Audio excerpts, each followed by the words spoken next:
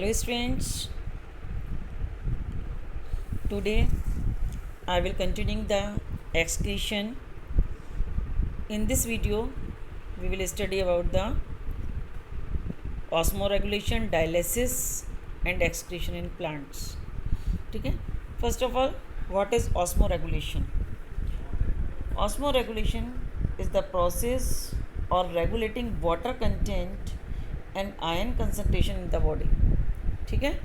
Body में water की कितनी क्वांटिटी रहनी चाहिए, कितने आयंस होने चाहिए, ठीक है, इन सबके बैलेंस को ऑस्मो रेगुलेशन कहते हैं. ठीक है. तो the process of regulating water potential in order to keep fluid and electrolyte balance within an organism.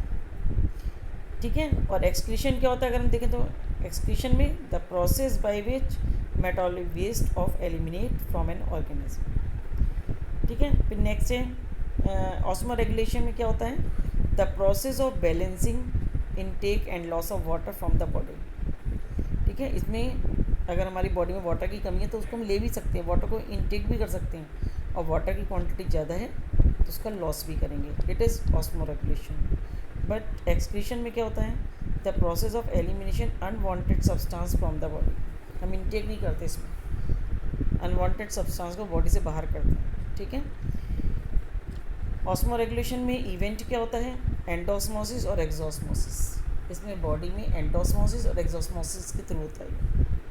और एक्सक्रीशन किसके थ्रू होता है, एक्सेलेशन, जैसे कि कार्बन डाइऑक्साइड को हम नॉस्ट्रिल से एक्सेल करते हैं. ठीक है. या फिर यूरिनेशन, जैसे हम यूरिन को बॉडी से बाहर एक्सपेल आउट कर देते हैं. डिफिजिशन मतलब जो हमारा बॉडी का अनडाइजेस्टेड फूड होता है उसको बॉडी से बाहर करते हैं. इसके अंदर 3 चीज़ें आती हैं. ठीक है. इनके लिए ऑर्गन्स क्या क्या हैं ऑस्मो रेगुलेशन के लिए, किडनी ही ऑस्मो रेगुलेशन का काम करती है.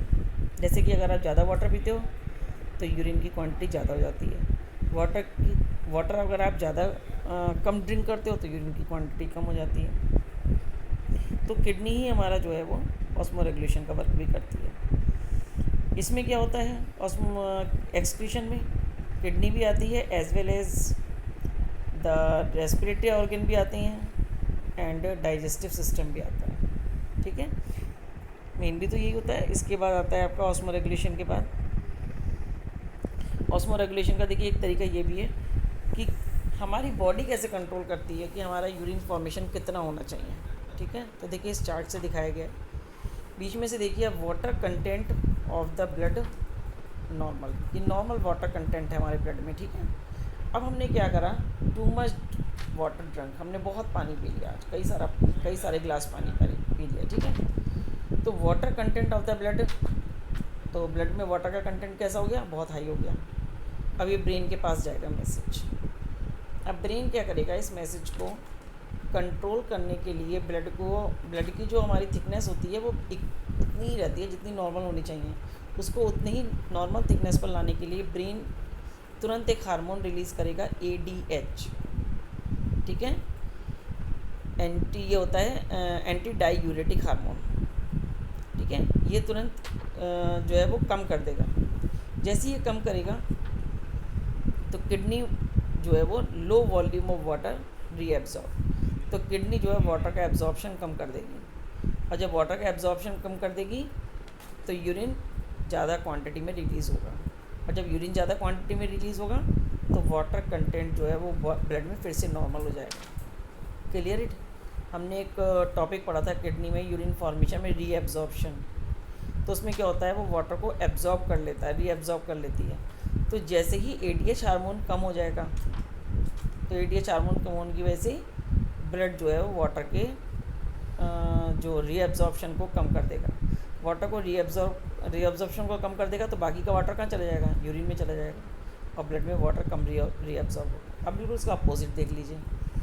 अगर आपने वाटर कंटेंट ब्लड का आपका नॉर्मल है, अब आपने क्या करा, टू मच सॉल्ट और स्वेटिंग, आपको स्वेटिंग बहुत हो रही है और सॉल्ट बहुत ज़्यादा बॉडी से बाहर निकल रहा है, गर्मियों के दिनों में जैसा होता है. अब आपके ब्लड में क्या हो गया, वाटर कंटेंट लो हो गया क्योंकि स्वेटिंग में बहुत वेस्ट हो रहा है. अब ये मैसेज भी ब्रेन के पास जाता है. अब ब्रेन तुरंत क्या करता है, जो ADH हार्मोन होता है उसकी क्वांटिटी ज़्यादा रिलीज़ करने का ऑर्डर देता है। तो ADH एंटी डायूरेटिक हार्मोन ज़्यादा रिलीज़ होगा। जब ज़्यादा रिलीज़ होगा तो किडनी क्या करेगी, वाटर को ज़्यादा एब्जॉर्ब करेगी, ज़्यादा एब्जॉर्ब करके ब्लड में मिला देगी। अब जब ज़्यादा से ज़्यादा ब्लड जो है, वाटर जो है ब्लड में चला गया तो यूरिन आउटपुट कितना हो जाएगा, लो हो जाएगा। तो small volume of concentrated urine release, ठीक है। तो ऑस्मो रेगुलेशन का ये रोल होता है हमारे बॉडी में। नेक्स्ट आता है डायलिसिस। डायलिसिस मैंने आपको पिछले वीडियो में बताया था कि डायलिसिस क्या होता है, व्हेन किडनी फेल, किडनी अपना वर्क प्रॉपर वर्क करना जो है वो कम कर देती हैं, जब बिल्कुल ही उनका काम बंद हो जाता है तब उसे किडनी फेलियर कहते हैं। तब ऐसी स्थिति में क्या होता है, हमें आर्टिफिशियल किडनी का सहारा लेना पड़ता है। डायलिसिस को हम आर्टिफिशियल किडनी भी कहते हैं और साइंटिफिक नेम इसका होता है हीमोडायलिसिस, ठीक है। तो हमें हीमोडायलिसिस करने की ज़रूरत पड़ती है। हीमोडायलिसिस के लिए हम क्या करते हैं, जिस पर्सन को डायलिसिस होना है उसकी हम एक आर्टरी और एक वेन को पहले सर्च करते हैं, ठीक है। आर्टरी से ब्लड जाता है इसके अंदर, डायलाइजिंग मशीन के अंदर, ठीक है। जब डायलाइजिंग मशीन के अंदर जाता है ब्लड, पंप लगा होता है वहाँ पर, वो ब्लड को पंप करता है, खींचता है बाहर। जैसे ही वो यहाँ पर आता है तो उसमें क्या होता है, एक हिपेरिन नाम का सब्सटेंस होता है, वो मिला दिया जाता है। वो क्यों मिलाया जाता है, जिससे ब्लड कोगुलेट ना करे, जम ना जाए, ठीक है। वो उसमें हिपेरिन मिला दिया जाता है और हिपेरिन मिला के और ब्लड को 0 डिग्री सेल्सियस पर के टेम्परेचर पर ले आते हैं। यहाँ पे कंडेंसर लगा होता है जो उसको 0 डिग्री सेल्सियस पर ले जाता है टेम्परेचर ब्लड का। जब ब्लड का टेम्परेचर 0 डिग्री सेल्सियस हो जाता है, हिपेरिन मिल जाता है, तब ये मशीन के अंदर जाता है। जब ये मशीन के अंदर जाता है तो मशीन में फाइन ट्यूब्यूल्स बने होते हैं, पतले पतले बिल्कुल ट्यूब्यूल्स बने होते हैं और सेमी परमेबल मेम्ब्रेन के बने होते हैं। और नीचे से इसके अंदर डायलिसिंग सॉल्यूशन मिक्स हो रहा है इस मशीन के अंदर। वो डायलिसिंग सॉल्यूशन क्या होता है कि जो चीज़ें हमें बॉडी ब्लड से बाहर निकालनी है उसकी लेस क्वांटिटी होती है इसके अंदर। अब ब्लड में उन सब चीज़ों की क्वांटिटी यूरिया वगैरह की ज़्यादा होती है, इसमें कम होती है, तो क्या होगा, हायर कंसनट्रेशन से लोअर कंसनट्रेशन की तरफ आएगा।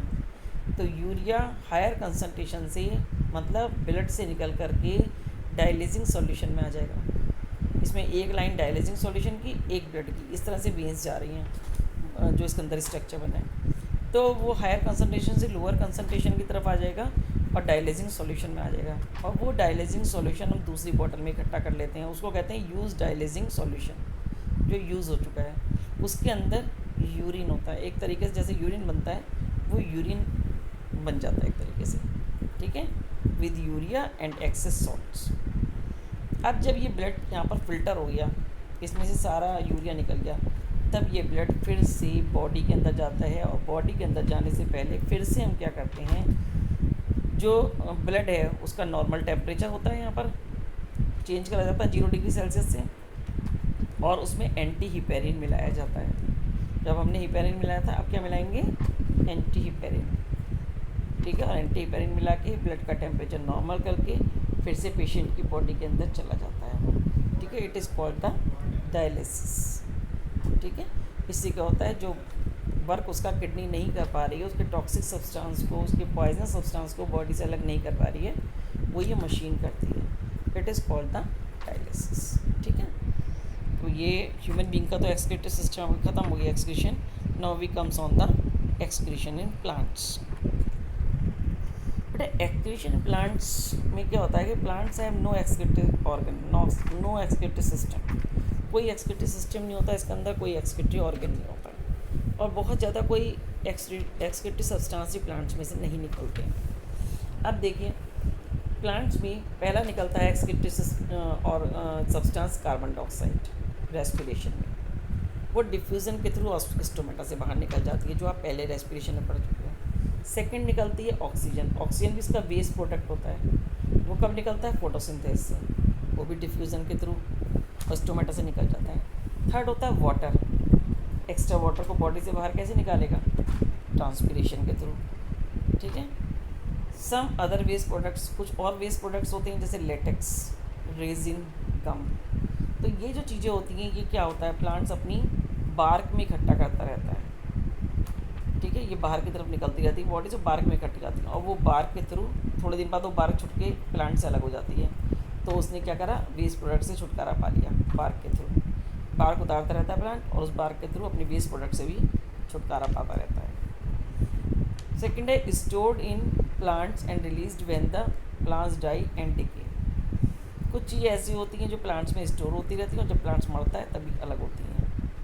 सम आर यूज़फुल टू ह्यूमन्स, और इसमें से बहुत सी चीज़ें ह्यूमन के लिए बहुत यूज़फुल होती है, जैसे लेटेक्स, ठीक है, रेजिन जो पेंट में मिलाने के काम आता है। तो इस तरीके से प्लांट्स में कोई भी ऑर्गन नहीं होता, बस प्लांट्स स्टोमेटा के थ्रू ट्रांसपीरेशन, कार्बन डाइऑक्साइड और ऑक्सीजन को रिमूव करते रहते हैं और बाकी चीज़ें अपनी बॉडी में कलेक्ट करते रहते हैं। कुछ प्लांट्स जो हैं वो अपना वेस्ट प्रोडक्ट अपनी लीव्स में कलेक्ट करते हैं और थोड़े दिन बाद वो अपनी लीव्स को अपने से अलग कर देते हैं, जैसे पतझड़ के थ्रू, या अपने थोड़े दिन बाद उनकी पत्तियाँ नीचे गिर जाती हैं, तब भी वो अपनी वेस्ट प्रोडक्ट से छुटकारा पा लेते हैं। ठीक है, तो बस यही होता है इसमें। So this chapter has been completed.